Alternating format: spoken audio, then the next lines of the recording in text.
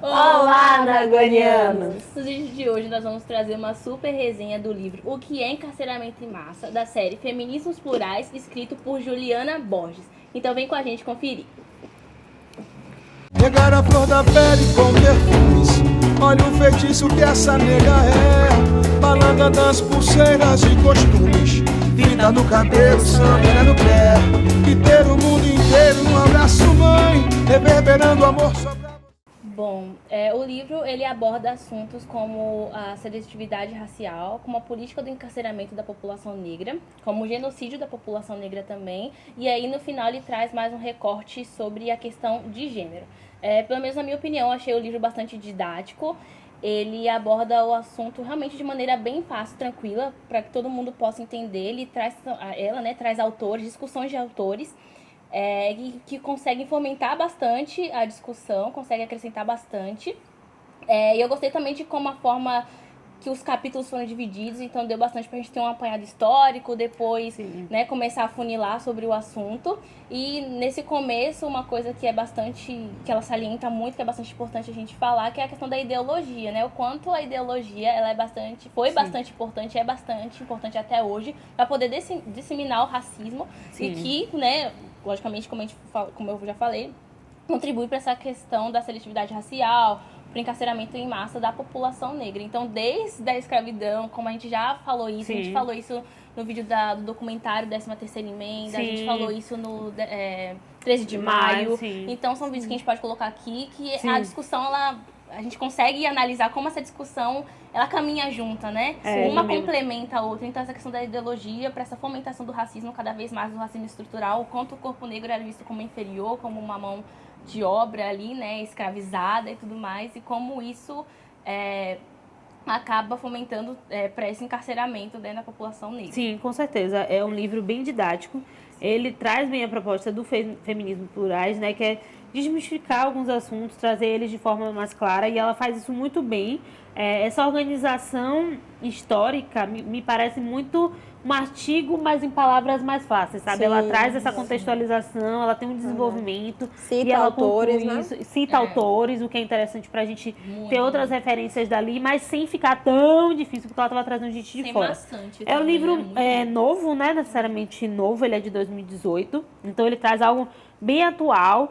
Então, assim, realmente, pra gente, ou pra quem até já tá acompanhando aqui o canal há um tempo e viu os nossos vídeos da 13ª Emenda, do 13 de maio, vai ver que realmente isso tá bem fundado. É um apanhado. Ela faz realmente uma compilação dessa questão das leis. Ela faz até algumas comparações com a questão dos Estados Unidos, né? Que a gente viu lá no 13ª Emenda. A questão das leis segregacionistas lá. Mas como aqui a gente também tinha leis que...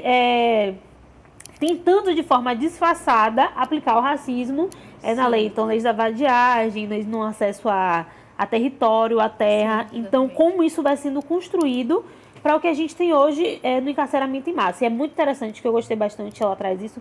É pontualmente muito parecido com os Estados Unidos a questão das drogas, como um marco muito forte dentro desse encarceramento em massa. Antes de você entrar nesse ponto mais profundamente, só para a gente entender esses dois primeiros momentos, quando ela fala em ideologia, ela traz para a gente como a gente sai, como acontece, como funciona a ideologia punitivista. Que é basicamente você sai de um castigo físico, que tem a tortura, a chibatada, toda essa questão que a gente conhece, para um castigo mais, não é invisível, mas é mais mental, mais psicológico. Então, você retira o direito de liberdade da pessoa. Retira o direito de cidadão, retira o direito de ir e vir, de votar, de trabalhar depois daquilo. Então, como vai mudando, como essa ideologia punitivista funciona até chegar nessas questões um pouco mais atuais, como a questão de guerra às drogas.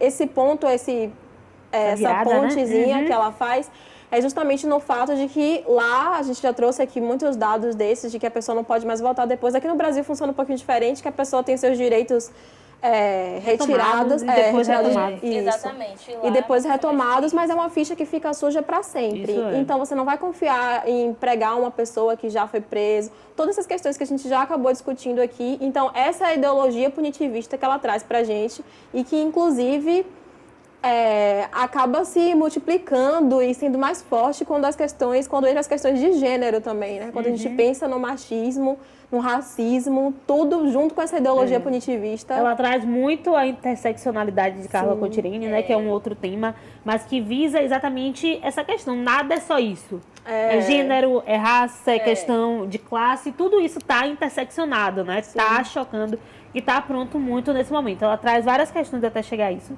Se não me engano, foi 2016 a lei contra as drogas aqui no Brasil, e que ela destaca como um marco para essa mudança efetiva do encarceramento no Brasil, né? Como isso aumenta, ela traz dados de quantitativamente, o quanto isso aumentou em porcentagem, a gente está falando de coisa de mais de 100% de aumento.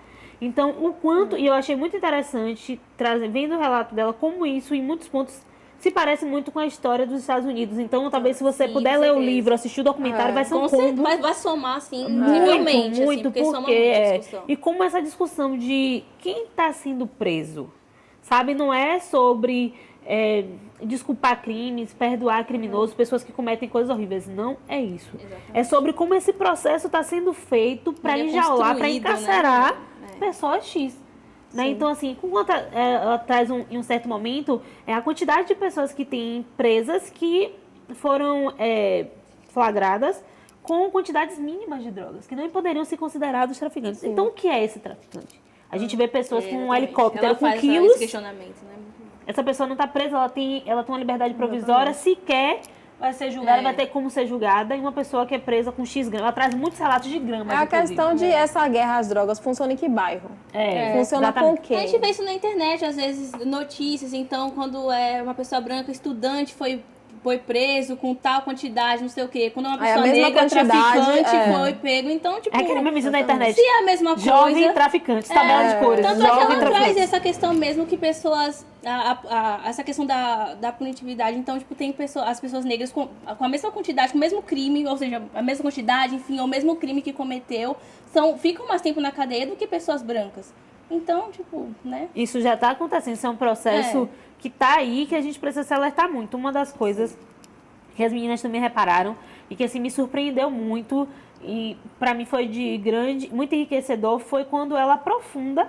Eu já pensava muito sobre isso de forma muito solta, mas a questão desse encarceramento em massa com a questão do gênero, né? Ela faz uma interseccionalidade aí esse é o maior ganho que a gente poderia ter com esse livro, porque depois de a gente sair desse apanhado, com o documentário, com toda a discussão do 3 de maio que a gente já trouxe aqui, chegar na questão de gênero, parece que era o que estava faltando, sabe? Sim. Era a peça que estava faltando para entender aquilo. Discutir a questão do gênero dentro desse encarceramento, dentro dos resultados do racismo e de todo o processo da escravização, né? Então, é muito interessante como ela traz tanto essas mulheres encarceradas, como as parceiras, mães, tias, parentes desses encarcerados, né? Como são processos que estão ali, são humilhantes de todas as formas. Ela fala que o sistema penitenciário não foi feito para as mulheres. Não tem essa estrutura para as mulheres. Então, mulheres que não têm absorvente no período menstrual, que não têm acesso a um pré-natal, né? No caso, que foram presas grávidas, não têm acesso a esse pré-natal de qualidade. Então, toda essa estrutura... ela não encontra nesse sistema. E foi uma coisa até que eu estava conversando com as meninas, que eu estava pensando, porque o livro ele trata, né, de mulheres cisgênero. E eu fiquei pensando assim, refletindo, e as mulheres trans? Como que elas ficam também nessa questão? Porque se já é uma questão extremamente complicada para as mulheres cis, imagina pessoas trans. Lógico que a gente não vai entrar nessa questão, não é uma coisa que o livro traz, inclusive se for de interesse de vocês, trazer também uma pessoa que possa falar sobre isso, exatamente, sobre essa vivência e tal. Mas eu fiquei pensando, porque, tipo, essa pessoa já luta tanto pra poder se desconstruir e tal. Imagina uma mulher ser jogada numa cadeia masculina. Não sei como tá agora, se vocês tiverem informações, coloquem aqui. Mas imagina como fica a cabeça dessa pessoa também. Então, são coisas, assim, cruéis, né? A mulher nesse processo é muito delicado, né? E ela faz alguns... Ela tem o aporte histórico geral, mas dentro também da questão do gênero, ela traz um aporte histórico também dentro disso, sobre os abusos que as mulheres sofriam, mulheres brancas, mulheres... Como a gente já vem em um processo de submissão da mulher e como isso se dá hoje. Porque, assim, a maior parte, se não me engano, 60% das mulheres que estão presas, elas estão por crime de tráfico, associação ao tráfico. Muitas dessas mulheres, elas foram levadas a essa situação, a essa questão, devido aos seus parceiros ou não parceiros, mas por ser algo de fácil acesso, que gerava algum tipo de renda para Sim, a gente não está justificando boa parte o crime, também é o primeiro delito, né? Boa parte é o primeiro delito. Então a gente está falando que há aqui todo um contexto, né? Então, essas mulheres, a gente está, mais uma vez, perdoando o crime, dizendo que não, a gente tem que amar todos os criminosos, não é isso. Mas precisa haver um olhar criterioso sobre como esse processo se deu e se dá hoje em dia, né? Tudo é contexto. A gente nunca pode olhar para um ponto e esquecer o universo em que ele está inserido. Sim. Porque quando ela traz essa questão mesmo, ela fala, tá, ideologia punitivista em relação ao gênero. Antes eram os homens que aplicavam o castigo nas mulheres, os maridos nas esposas. Aí quando sai disso, quando os homens começam a ter esse tipo de punição menos física e mais psicológica, ela traz exatamente assim. Eles replicam isso para as mulheres. Eles desconsideram questões pessoais, questões de menstruação, questões de amamentação, gravidez. Ignoram tudo isso. Vitaminas, tudo isso, tudo, saúde, tudo é diferente. Mas só replica o modelo que já tem e já não funciona, né, para os homens. Não funciona. Replica para as mulheres e então. é isso. E é duplamente, é uma invisibilidade dupla, porque você já é preso, então presidiário e um presidiário mulher. Então tem isso. Aí se é mulher trans, aí tem. Então você vai cada vez mais afundando nessa questão. Mulheres que são mães, assim, são tantos pontos, mulheres que são mães, a depender, claro, do seu que são crime. presas grávidas, estão grávidas. Não tem direito ao filho, e mulheres que têm filhos. E que assumem, assim, sou a gestora dessa família, eu preciso cuidar dessa criança, a educação dela, a depender, claro, do tipo de crime, ela tem o direito de ter liberdade provisória para cuidar desse filho, enquanto não sai o julgamento. Mas quantas mulheres efetivamente estão, e mulheres negras estão usufruindo desse benefício? Né? Quem é a pessoa? Talvez a pessoa com esclarecimento. Tem que ter um advogado bom que te esclareça. Você tem esse direito, a gente pode recorrer. Vamos correr atrás, exatamente. Vamos correr atrás. Você não sabe realmente como que ela vai. Como é que vai fazer? Mas realmente é muito... Esse livro eu gostei bastante, exatamente pela reflexão, claro, no geral. Trouxe uma retomada do que a gente já tinha conversado aqui, pensado, e como esse processo ele é extremamente racista.